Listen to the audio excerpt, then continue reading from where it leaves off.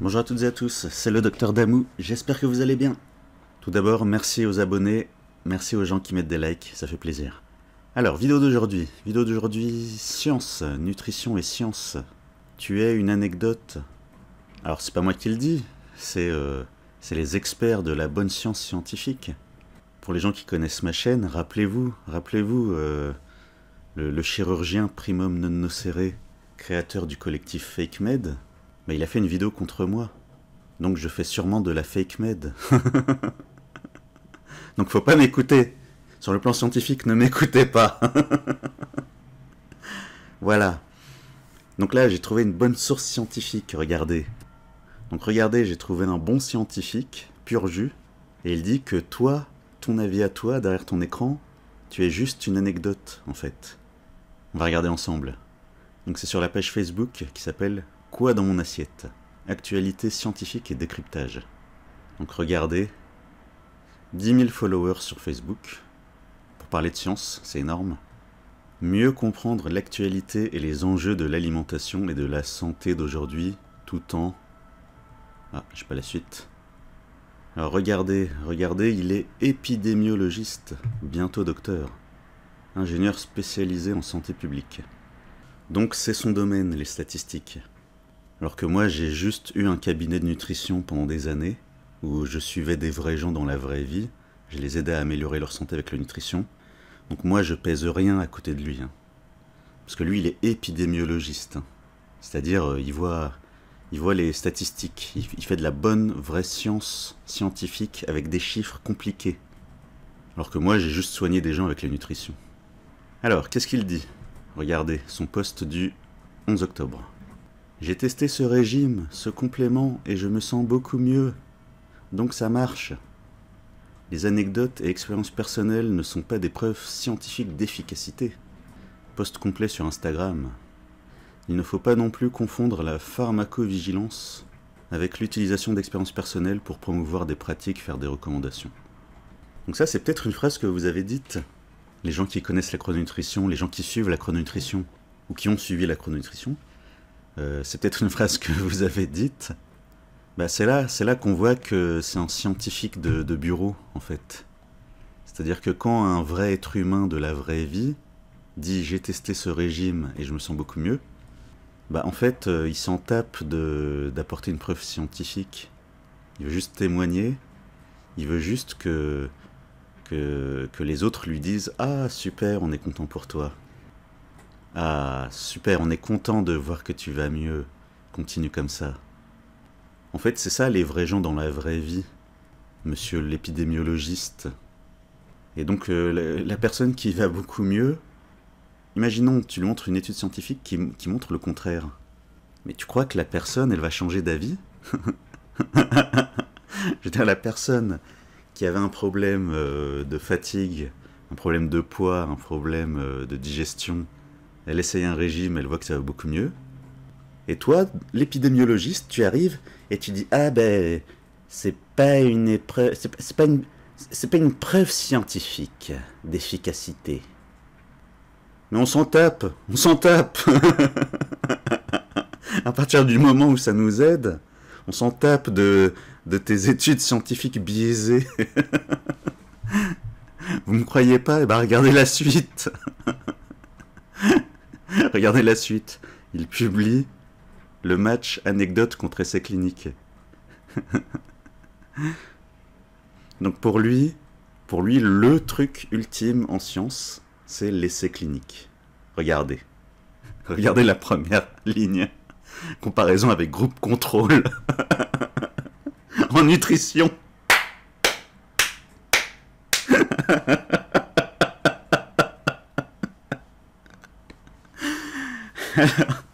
Alors pourquoi je rigole? Pourquoi je rigole autant? C'est parce qu'en fait, ce pauvre épidémiologiste, il croit que la nutrition, c'est comme... il croit que traiter un problème lié à la nutrition, c'est comme traiter une infection. C'est-à-dire, pour une infection, tu prends un groupe à qui tu donnes pas d'antibiotiques, tu prends un groupe à qui tu donnes l'antibiotique, et tu compares. Ou alors tu prends un groupe à qui tu donnes l'antibiotique de référence, un autre groupe à qui tu donnes le nouvel antibiotique, et tu compares. En nutrition, c'est pas comme ça que ça marche. C'est-à-dire que ton pote, ta pote, lui en fait, il se compare à lui-même. Il se compare pas à Monsieur Dupont, Monsieur X, Madame Y. Il se compare à lui-même. Donc l'existence d'un groupe contrôle en nutrition, mais c'est vraiment une idée d'épidémiologiste de bureau. Ça, c'est vraiment une idée de bureau. Des gens qui font de la science dans leur bureau, des gens qui font de la nutrition dans leur bureau. En nutrition, on se compare à soi-même. On ne se compare pas à un groupe d'étrangers avec qui tu n'as rien à voir, en fait. Imaginons, on te met dans un groupe qui suit un régime, tu vas mieux, tu fais partie des gens qui vont mieux, et on te dit « Ah, désolé, mais le groupe contrôle, statistiquement, il a les mêmes résultats que ton groupe qui a suivi le régime. » Tu vas dire quoi? Tu vas dire « Je m'en tape de ton groupe contrôle. Moi, je vais mieux avec ce régime. » Donc ton groupe contrôle, j'en ai rien à faire. Parce que c'est ma vie, c'est ma santé, c'est ma qualité de vie, c'est mon quotidien. Donc vous voyez la différence. Vous voyez la différence entre un épidémiologiste qui surveille des statistiques, il soigne des chiffres, et encore, non, il les soigne pas, il les observe. Il les observe et il donne son avis. Tout ce qu'il peut faire, c'est donner des avis. Donc vous voyez la différence entre un épidémiologiste, un nutritionniste de bureau, un nutritionniste de chambre, et des gens comme Dr Alain Delabo et comme moi, qui avons aidé des vrais gens dans la vraie vie avec la chrononutrition. Donc, je vais même pas vous lire le reste, enfin le reste est affiché. Et regardez ce qu'il écrit tout en bas. Les anecdotes ne sont pas des preuves scientifiques. Non, ah bon? Ah, alors là, il nous en bouche un coin. Hein. Non mais c'est vrai quoi. Quand ta voisine te dit qu'elle va mieux avec la chrononutrition, elle s'est prise pour le futur prix Nobel. Bah non. Non, elle veut juste dire, voilà, j'ai essayé une méthode, je vais mieux. Sois content pour moi, s'il te plaît, encourage-moi à continuer. Et si tu connais quelqu'un qui a le même problème, peut-être que tu pourrais lui conseiller la méthode que j'ai essayée et qui me va bien. Peut-être que ça peut marcher sur d'autres gens que tu connais et qui sont dans la galère, qui ont des problèmes avec leur alimentation. C'est ça que ça veut dire, en fait. Monsieur le scientifique de bureau, est-ce qu'il voit des vrais gens dans la vraie vie? Et regardez ce qu'il écrit, en petit entre parenthèses, il écrit « Mais cela ne veut pas dire que ton expérience n'est pas réelle. » Donc voilà, tout un pavé pour dire « Ah non, en fait, t'es pas fou, hein. T'es pas fou, je te crois. Je te crois, hein. Si tu dis que la méthode machin t'a aidé, je te crois. » Mais il dit ça que seulement à la fin, entre parenthèses, et en petit. Donc j'imagine la scène, le scientifique de bureau, il a bien écrit, il a bien fait son tableau là, il est content, et à la fin il s'est dit « Ah mais quand même je suis un peu dur, hein. Les gens ils vont croire que je les crois pas, donc je vais rajouter ça entre parenthèses. » J'imagine la scène. Ah là là. Donc oui, tu as en science, pour les scientifiques, pour certains scientifiques, moi je me considère comme scientifique, même si le chirurgien Primum Nocere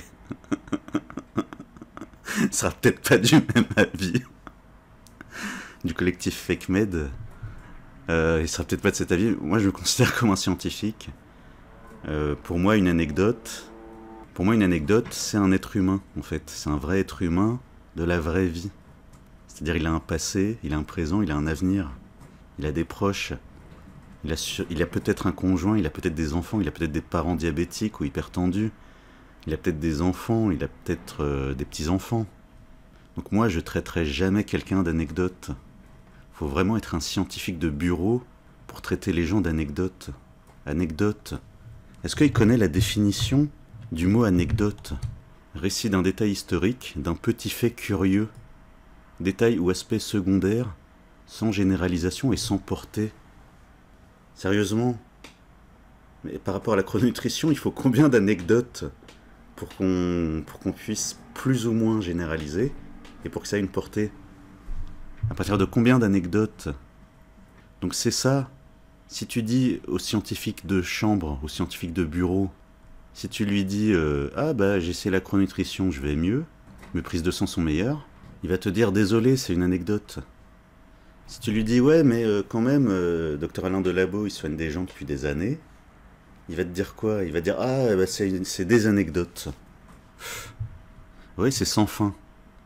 Et l'essai clinique, je répète encore une fois, imaginons on fait un essai clinique, un groupe chrononutrition et un groupe contrôle, bah, tous ceux qui vont être améliorés par la chrononutrition, j'imagine que si on faisait une étude sur la chrononutrition avec un groupe contrôle, j'imagine que la chrononutrition gagnerait largement, j'imagine, c'est mon imagination, mais bon, imaginons que statistiquement ce soit pareil, imaginons. Bah, est-ce que les gens qui ont été améliorés par la chrononutrition, est-ce qu'ils vont dire ah non, statistiquement c'est pas bon, alors que je vais mieux moi, ma vie, mon quotidien, ma santé, tout ça s'est amélioré, mais le scientifique de bureau il a dit que statistiquement bah, ça marche pas, donc j'arrête, je remange comme avant et je redeviens fatigué comme avant et mes prises de sang comme avant. Bah non en fait. Donc ma conclusion c'est que oui, la nutrition c'est différent des autres domaines de la médecine. C'est différent.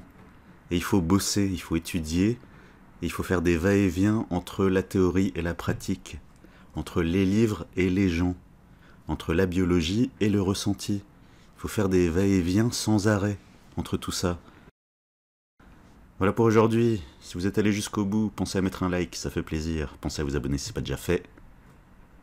Et regardez les commentaires, il s'enfonce le pauvre. Regardez ce qu'il a publié.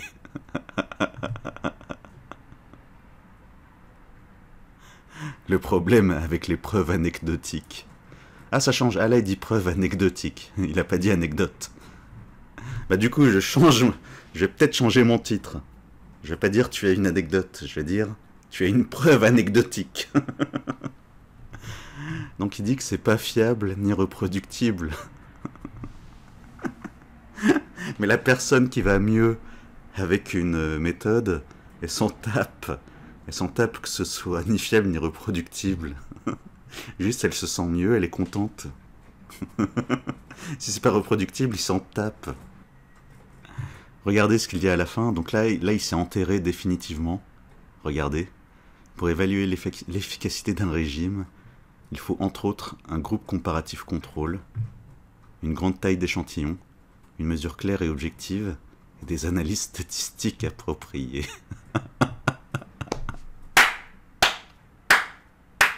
Alors là je dis ça, c'est de la bonne science qui plaira à mes adversaires.